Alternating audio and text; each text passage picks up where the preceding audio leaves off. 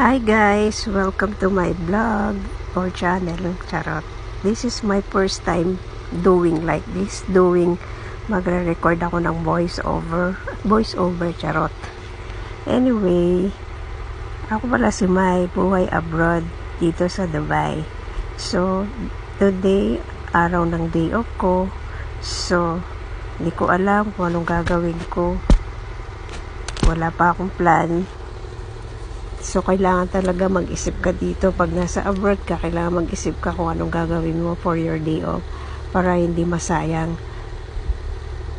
Tulad ako ngayon, paggising ko pa lang, syempre, hila-hilata, manunood muna ng mga Facebook or yung mga babasahin sa Facebook, yung mga thoughts or yung makakapagpawala sa akin ng boring.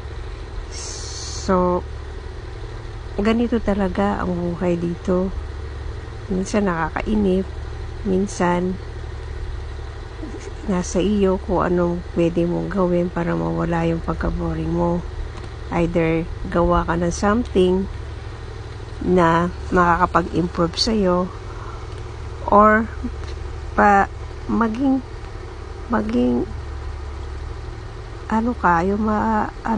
ma-improve mo yung sarili mo. Tulad ngayon, wala akong maisip. Ako'y naboboring. Baka siguro mamaya mag-exercise or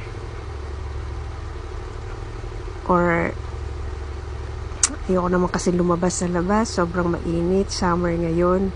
Kailangan talaga naka full cover yung katawan mo dito sa Dubai. Sobrang mainit. Either kailangan mo talaga mag-wear ng sunscreen or sunblock para protection sa skin mo. So ngayon, wala akong magawa. Manood-nood muna ako. Or kailangan talaga do something para sa day off mo para mawala talaga yung pagka-boring mo. Ikaw talaga ang gagawa ng something sa isang araw na makapagpawala sa'yo ng boring. Anyway, kailangan talagang mag-isip-isip. Tulad ngayon, iniisip ko kung anong gagawin ko. Hindi pa ako kumain yan, kagigising ko lang. Kailangan talaga something, makapag-isip ka ng something na magiging yung para ma-motivate ka. Or minsan, magbasa ka na lang sa mga Facebook, yung mga motivational na thoughts or thoughts na makakatulong sa iyo na ma-improve ang sarili mo.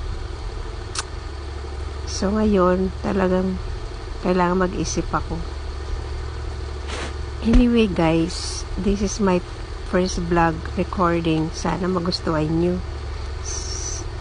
Sa susunod na lang, next time na day off ko, mas pagagandahan ko or para mas real ang mga gagawin kong video or voice record. See you next week, guys. Bye. Thank you for watching.